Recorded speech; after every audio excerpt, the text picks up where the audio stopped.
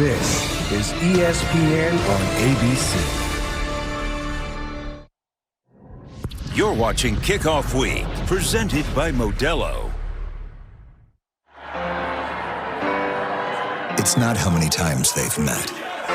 It's how deeply they feel the desire to bring each other to their knees. Pour it on! They've felt it for a long time. Pour it on! Don't let them up! Oh, there's a lot of whooping and hollering. There have been hostilities between these two schools, bad feelings. That's what a rivalry means. When they're rubbing your face in the dirt and taunting the whole game, we do not have much respect for Miami after what they did to us last year. They blocked the punt. Touchdown, Miami. You shouldn't have said those things. The Fighting Irish out of South Bend. The Hurricanes from the Neon Now of South Beach. Together, they have a past filled with passion, overwhelming joy, and searing pain. Lost the ball. The pass is set it down. And tonight, the next chapter, Catholics versus Canes.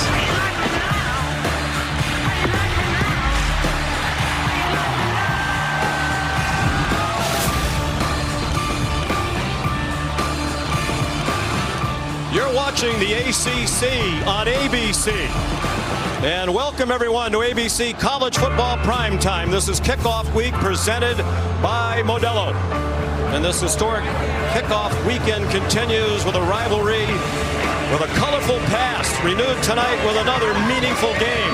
Number 6 Notre Dame and 10th ranked Miami opening the season here at Hard Rock Stadium. They hope to end it here in the national championship game on January 19th. The Irish made it to the title game last season in Atlanta. They lost to Ohio State. Marcus Freeman told his team their national championship wasn't denied, just delayed. He believes this Irish squad is capable of finishing the job, and Irish fans certainly hope so. It's been 37 years since they celebrated a national title. Miami believes this is the year the Canes return to national prominence. Last year they won 10 games for just the second time in 2 decades, but it wasn't good enough to win their first ACC title. They came up just short of a college football playoff appearance. Mario Cristobal believes with his strength on both lines of scrimmage, this is the year they check all those boxes and perhaps play for a national title here on their home field. And good evening, everybody, and welcome. I'm Sean McDonough along with Greg McElroy. Delighted to have you with us. The 29th meeting all time between these two great rivals, but just the 5th since 1990. And Greg, it really feels like the heyday of this rivalry back in the late 80s when 3 years in a row, the winner of this game went on to win the national championship. If they're going to do that this year, they'll need good quarterback play. Each team has a new man at the helm. In the case of Notre Dame, it's C.J. Carr, the freshman, taking over for Riley Leonard. And he's a ridiculously talented passer. His offensive coordinator, Mike Denbrock, described him as a thrower, a pure thrower. And that's going to change the look of this offense just a little bit. Last year, it was really utilizing quarterback run to highlight Riley Leonard's skill set as a runner. Coaches praised his competitive fire, but also, even though he's young, he's got a certain calmness about him. The beauty is he doesn't have to do it alone. He's got arguably the best running back in college football, an experienced offensive line, and maybe the most talented wide receiver core they've had in Marcus Freeman's tenure. It's his first career start. He's the grandson of the legendary Hall of Fame former Michigan coach Lloyd Carr.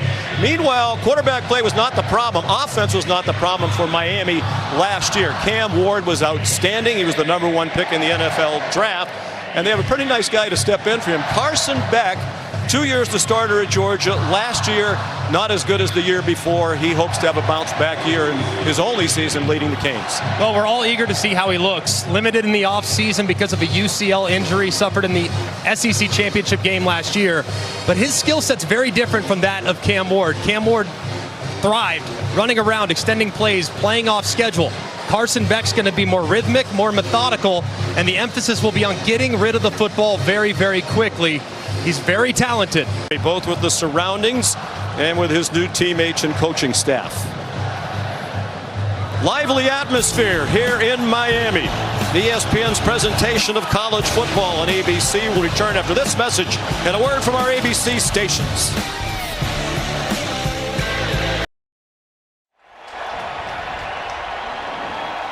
We're just moments away from the third top 10 matchup of this opening weekend in college football.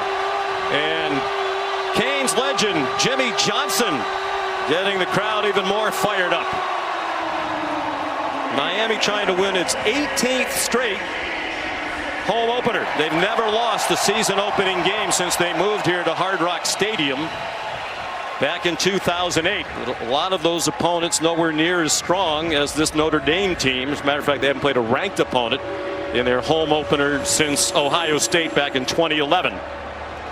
But both coaches said this is a great way to start the season. They don't want to open with a cupcake. They want to dive right in a meaningful game. And there are plenty of stars on hand to watch. Legends on both sides. Jim Kelly along with Ray Lewis and Devin Hester. Michael Irvin, as always, on hand to watch the U.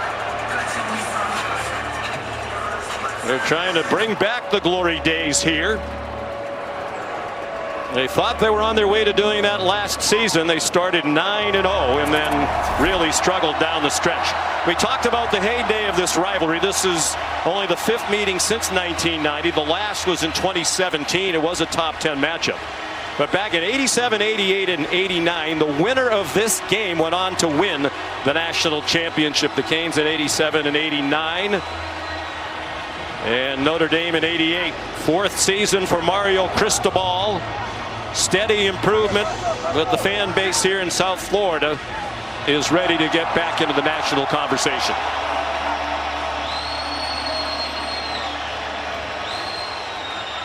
Producer and director's nightmare, the lights off in anticipation of the teams taking the field. They were 9-0. They were number 4 in the country. Looked like they were on their way to the ACC title game and the college football playoff, but lost to Georgia Tech, lost the regular season finale in a shootout at Syracuse, and that cost them their spot in the ACC title game, and they wound up just outside the college football playoff. And this team, built from the inside out, can absolutely make a run with some of the improvements they've made across the board.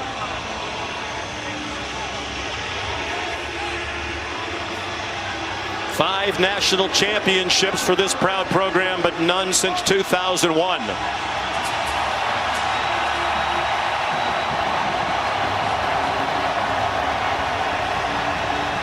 And one of the enduring traditions here, pyrotechnics and a lot of other fanfare as the Canes take the field. It was a defense that struggled last year. They've changed defensive coordinators. They brought in 6 new defensive backs through the portal. That will be a key to their season. Marcus Freeman led Notre Dame to a record 14 wins last year. They went 14-2. Also the single season record for games played in the Notre Dame football program. Won a tough opener under steamy conditions last year at Texas A&M. Had the shocking loss to Northern Illinois. Basically put themselves in a situation where they had to win out, and they did. They won 13 straight games on the way to Atlanta. Marcus Freeman doesn't want to say it, but you get the sense around the Notre Dame program. They believe this team is deeper and more talented. They have done a great job of backfilling. This team does have tremendous high-end talent and probably a higher ceiling across the board than last season's run. Here's Taylor McGregor with Mario Cristobal. Thank you, Sean. You have an experienced quarterback in Carson Beck, but one who's never played in your system. What do you want to see early from him? I want to see him be him, the best version of him. He's done a great job in camp. He's got to show tonight. And on the other side, you're going against an inexperienced quarterback. How can you take advantage? Well, he's got a lot of weapons around him, and they're very systematic. We expect nothing but their best, so we got to be at our best. Thank you, Coach. Let's go to Molly McGrath with Marcus Freeman. Coach, how do you help your quarterback, C.J. Carr, be at his best in his first career start and in these wet conditions? Yeah, we got to take pressure off of him. We got to be able to establish the run game or give him easy access throws. We got to play really good defense. And, you know, what I told him, his best is good enough. Like, just go be you, man. He's a special player, and you don't have to win the game for us. Just do your job. How do you attack an experienced quarterback like Carson Beck?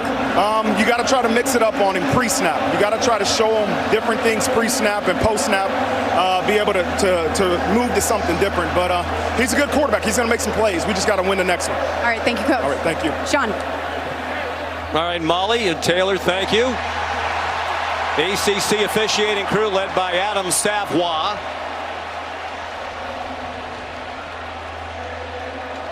Won the toss, elected to defer their option of the second half. Notre Dame will receive from the west end of the field. Good luck. So C.J. Carr will get on the field immediately. As you might expect on the last day of August in South Florida, it is hot and sticky. We had some tropical downpours here mid-afternoon. The temperature then was up in the low 90s with the feels like over 100. So the rain has cooled it off a little bit. 77, but with very high humidity. Both teams said that wouldn't be a factor. Marcus Freeman said his squad has been focused on hydration for weeks, and he doesn't anticipate a problem here tonight.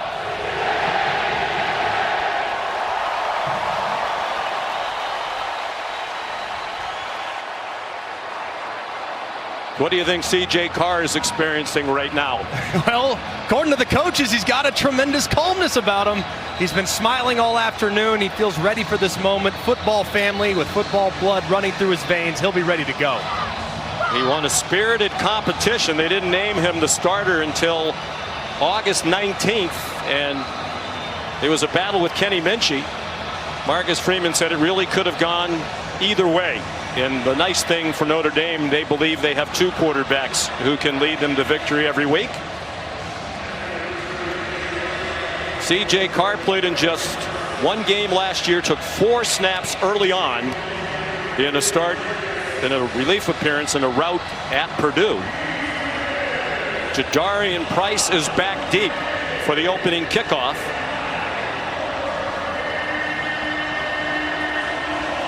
And it'll be Carter Davis to kick it off. He's a newcomer to the Miami program as a transfer from FAU not far away. Virtually no breeze as this rivalry is renewed. Line drive kickoff blasted through the back of the end zone.